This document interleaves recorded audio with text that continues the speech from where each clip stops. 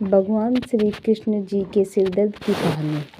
द्वापर युग में घटित कृष्ण और राधा की कहानी कौन नहीं जानता। उस वक्त देवताओं में यह चर्चा थी कि राधा जी ही भगवान कृष्ण की सबसे बड़ी भक्त है। पर इस बात से एक व्यक्ति सहमत नहीं थे और वह थे नारद मुनि जी।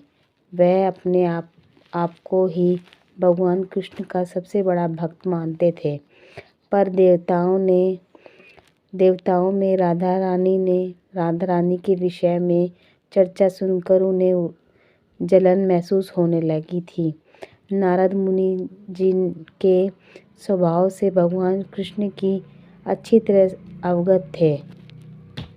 एक दिन नारद मुनि कृष्ण भगवान से मिलने द्वारकापुरी गए थे। उन्हें आता देख भगवान श्री कृष्ण अपना सिर पकड़कर बैठ गए। मुनिवर ने उन्हें देखते ही पूछा, क्या हुआ प्रभु, आप यूं सिर पकड़कर क्यों बैठे हैं? उस पर द्वारिकाधीश ने उत्तर दिया, मुनिवर, आज हमें सिर में बहुत पीड़ा हो रही है। नारद बोले, तो प्रभु, इस पीड़ा को मिटाने का कोई उपाय है? कृष्ण ने कहा, हाँ, उपाय तो है। अगर मेरे सबसे बड़ा भक्त अपने चरण धोकर उसका चरण अमृत मुझे पिलाएगा तो मेरे सिर दर्द पल भर में ठीक हो जाएगा। कृष्ण के मुख से यह उपाय सुनकर कुछ पल के लिए मुनिवर सोच में पड़ गए कि मैं ही सबसे बड़ा कृष्ण भक्त हूँ, लेकिन अगर मैं अपने पैर धोकर उनका चरण अमृत प्रभु को पिलाऊंगा तो मुझे नरक जाने की चिंतन महापाप लगेगा। परंतु राधा को भी तो सब कृष्ण का भक्त बताते हैं।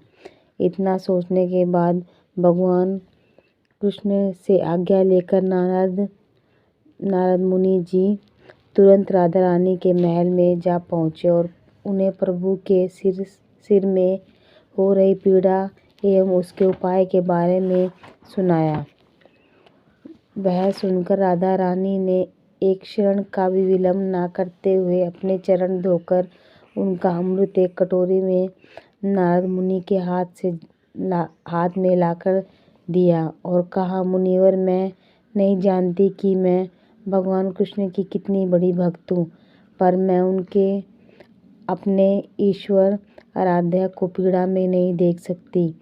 राधा के मुख से वह सच्चे भक्ति भाव के शब्द सुनकर नारद मुनि जी की आंखें खुल गई और वह समझ गए कि राधा रानी ही कृष्ण की सबसे बड़ी भक्त है और प्रभु श्री कृष्ण ने यह लीला मुझे समझाने के लिए ही रची है।